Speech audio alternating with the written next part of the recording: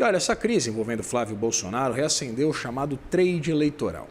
O impacto das conversas entre Flávio Bolsonaro e Daniel Worcaro ficou nítido na última pesquisa Atlas, que foi divulgada ontem. E o mercado, claro, reagiu. Sobre esse assunto, eu converso agora com Rafael Panonco, economista e consultor de investimentos. Rafael, seja muito bem-vindo. Bom dia, é um prazer ter você aqui. Olá, Vitor. Muito bom dia. É um prazer participar aqui com vocês novamente. Rafael, eu queria começar te perguntando o seguinte. O mercado, ele quer Flávio Bolsonaro ou ele não quer um quarto mandato do presidente Lula?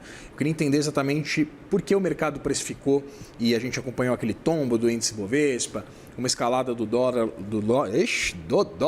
logo depois que esses áudios e essa troca de mensagens foram divulgados. É nítido que o mercado acaba preferindo, né, o candidato mais à direita, muito mais em linha com o que é a política econômica, né, dos candidatos de direita do que do candidato de esquerda, né? Hoje, o possível candidato à reeleição Lula, ele tem já uma política econômica que a gente tem assistido durante quase 4 anos e também dos outros mandatos, onde você tem uma taxa de juros elevada, você tem um endividamento público, você tem um estímulo de crescimento econômico através do consumo, do crédito, e a gente sabe que essa fórmula ela não tem um longo prazo eficiente, digamos assim. A gente sabe que logo ali a gente vai ter uma crise um pouco mais severa, que vai provocar, né, um maior compromisso com as contas públicas, uma austeridade fiscal que até o momento a gente não viu do governo. Então, o mercado financeiro acaba tendo uma preferência pelo candidato de direita. Mas a gente sabe que, a partir de agora, começa, né, a um olhar mais direto para o que são as pesquisas, para o que são as apostas nos possíveis candidatos, e o mercado vai refletir isso, né, dia após dia. Você trazer esse aspecto, porque me lembro de dia, inclusive, em que Flávio Bolsonaro anuncia sua pré-candidatura, chancelada, patrocinada pelo ex-presidente Jair Bolsonaro, e o mercado reage muito mal. Até porque havia uma expectativa, isso era tratado abertamente, muito significativa por parte do mercado, da consolidação de uma candidatura do governador de São Paulo, Tarcísio de Freitas, como esse candidato da direita. Eu queria entender o que mudou no meio do caminho.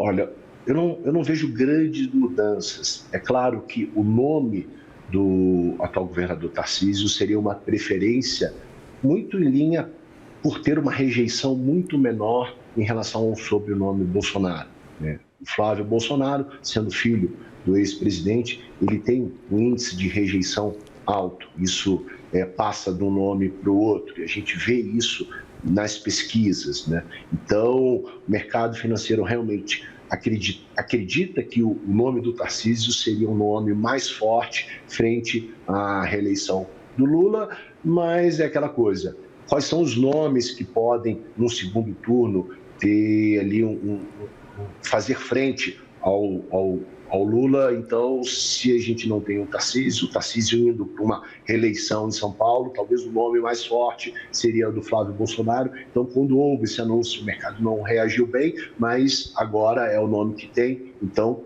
vamos trabalhar com ele, digamos assim. Rafael, dá para a gente fazer também uma leitura de que a divulgação desses áudios, apesar, evidentemente, de Flávio Bolsonaro manter de acordo com as próprias pesquisas, um nível bastante elevado de intenções de voto, dá para a gente considerar que, evidentemente, também nesse cenário de completa incerteza, que a gente não sabe o que vem mais pela frente, se há novos elementos que vão ser divulgados a posteriori. Mas com isso que a gente tem hoje, dá para considerar que Lula ganha força ou que esses votos que eventualmente iriam a Flávio Bolsonaro, eles podem migrar para outros candidatos do campo do centro, da direita? A gente está um pouco mais de 4 meses das eleições, né? Então ainda tem muito tempo, né? E o que vai dizer se esse impacto realmente vai perdurar é o desdobramento, né? A gente teve o áudio, sim, é um áudio que compromete, tem um impacto significativo. A gente viu isso não só nas pesquisas, mas olhando para a queda, né, do Flávio Bolsonaro e uma elevação nas expectativas de votos para o Lula, que até então estava um pouco empatado, e agora a gente tem o Lula sendo um pouco mais favorito, e a gente não viu essa transição desse voto para os outros candidatos de direita, por exemplo, o Zema, o Caiado, até mesmo o próprio Renan. A gente viu ele levar o número de votos nulos e sem opinião. Então, a gente ainda tem tempo pela frente. O que vai dizer se esse impacto ele vai ser realmente duradouro é os desdobramentos, né? A gente tem visto alguns desdobramentos realmente que acabam impactando, mas se esse assunto cessar, eu acredito que lá diante das eleições isso não vai ser de fato relevante. Agora, se fosse 1, 2, 3 semanas antes das eleições, aí sim eu acho que o impacto seria maior, porque tem um lado sentimental do eleitor mais envolvido, aí o impacto seria severo. Mas eu acho que tem um bom tempo para esse cenário, para esse impacto negativo ser revertido. Rafael, a gente acompanhou nas eleições de 2022 muitos economistas do campo liberal, membros inclusive da própria equipe que compôs o Plano Real, apoiando abertamente o presidente Lula, a campanha do presidente Lula. Houve um aceno por parte do presidente ao trazer também, por exemplo, Geraldo Alckmin, né, para compor a sua chapa. Eu queria entender, a partir, evidentemente, agora de uma leitura desse terceiro mandato do presidente Lula, que tipo de sinalizações o mercado espera por parte de Lula de que um quarto mandato ele seria, não sei se diferente, mas que haveria uma preocupação maior do ponto de vista fiscal do que a gente acompanhou ao longo desse mandato, dado o diagnóstico, inclusive, né, Rafael, de que, independentemente de quem ganha as eleições de outubro, algo vai precisar ser feito a partir do ano que vem, exatamente por essa restrição completamente escancarada de qualquer tipo de espaço orçamentário, né? Aqui tem um ponto interessante. Se a gente for analisar, né, todas as outras campanhas, né, a gente percebe que o possível candidato de esquerda, Lula, ele sempre vem ao centro para buscar apoio.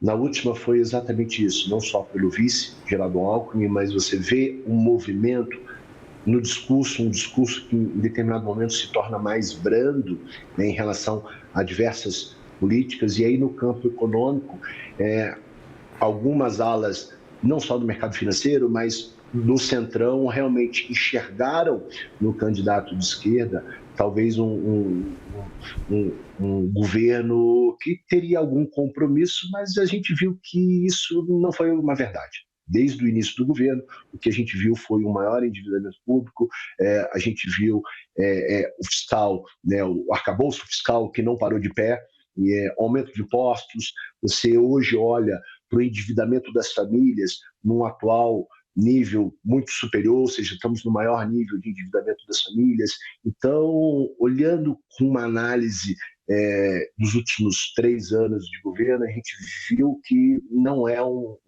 uma boa direção, né? O mercado percebe isso, tanto que o mercado tem o seu candidato mais à direita como uma preferência.